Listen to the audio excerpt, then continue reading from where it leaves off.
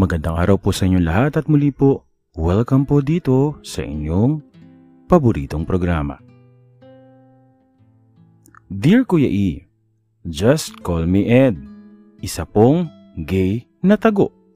Tulad po ng ilang listeners nyo, choice ko po ang magtago ng aking pagkatao. Dahil naiiba talaga yata ang pagkilala sa iyo ng tao kapag nalaman na may itinatago ka. Tipong yun po ang nagiging basihan nila na makitang ikaw ay mahina. By the way, Kuya E, let's move on sa aking kwento. Kung tago ka, puro pakiramdam na lang ang gagawin mo. Pero syempre, minsan ay may mga pagkakataon din na may mga biglaan kang mararamdaman. Mga pagkakataon talaga na hindi mo talaga inaasahan. Tulad na nga lang ng one time na sumama ako sa private swimming ng aking mga kamag-anak. Araw po yun ng Sabado, Kuya E.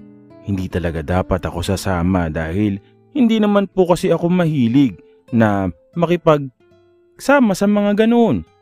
Ba't ang kulit kasi ng pinsan ko? Namimiss daw nila ako. Kaya yun na, dahil sa malapit lang naman ang private na resort, sinabi kong susunod na lamang ako. Na siyang ginawa ko naman talaga. Masyadong matahimik at liblib ang lugar, Kuya E. Tila ba siya bahagi na ng gubat? Makakarinig ka ng mga ahuni ng ibon. Sumakay ako, Kuya E, ng isang habal-habal para makarating doon. Sa sobrang tahimik ng lugar, yung ingay sa lugar kung saan sila nagsiswimming ay tila malayo pa lang ay maririnig mo na ang mga boses ng mga nandoon.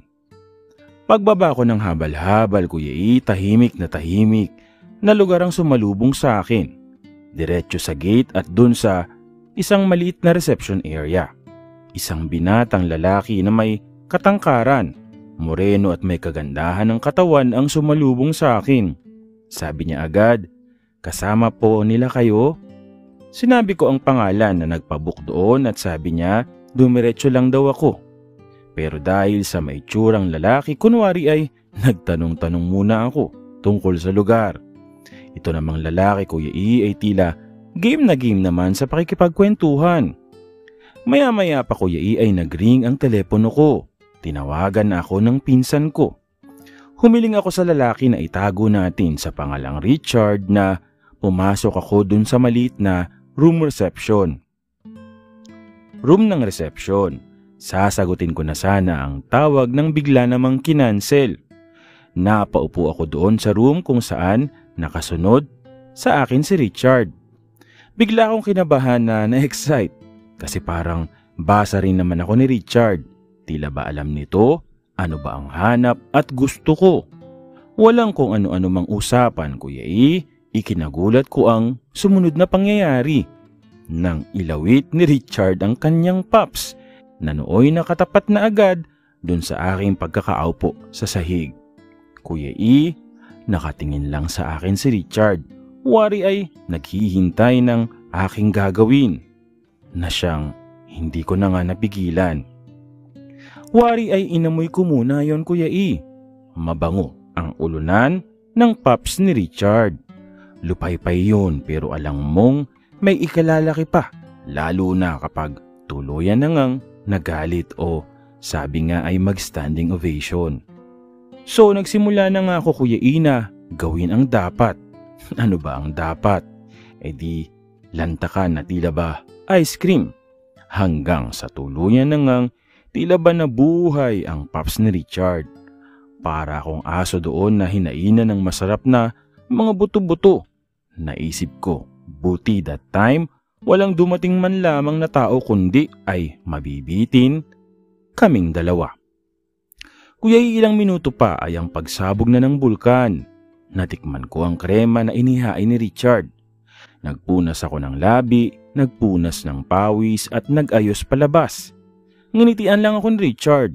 Inabutan ko siya, Kuya, ng 500 pesos. Sabi ko, tip na lang, saka wag na lang maingay. Sabi ni Richard, oo naman. Pagngiti ni Richard, doon ko nakita na ang gwapo-gwapo pala niya. Pagdating ko naman ng pool area ay Nahila agad ako na sa swimming pool. Paglapag ko ng aking mga gamit, wala silang kaalam-alam sa mga naganap sa amin ng lalaki sa reception. Na caretaker pala doon. Pinag-uusapan sila ng pinsan kong Becky at babae. Guwapo daw ang caretaker na sabi ko sa isip ko, sorry, nakuha ko na. Natatawa pa ako sa sinabi nila na mukhang suplado daw. Pero bakit bigla na lang inihain sa akin ang kanyang paps? Kuya E, as of now, napapasyalan ko pa rin si Richard at doon ako'y lumalantak sa kanya. Kahit na nga ba, paminsan-minsan, inaabutan ko pa rin siya ng pera. Ay wala naman sa akin yon. Kasi naman, super winner si Richard para sa akin. At talagang malinis and yet delicious. Sana Kuya E ay magtagal pa po ang channel mo and more subscribers. Hanggang dito na lamang po. Ayan, marami na naman ditong magsasana all na na mga tagapakinig natin, no, mga biglaang mga pangyayari sa buhay. Muli, maraming salamat sa iyo, Ed, at maraming salamat sa iyong kwento. No, muli po, maraming salamat po sa patuloy na sumusubaybay, sumusuporta dito po sa inyong paboritong programa. Maraming salamat po sa inyong lahat.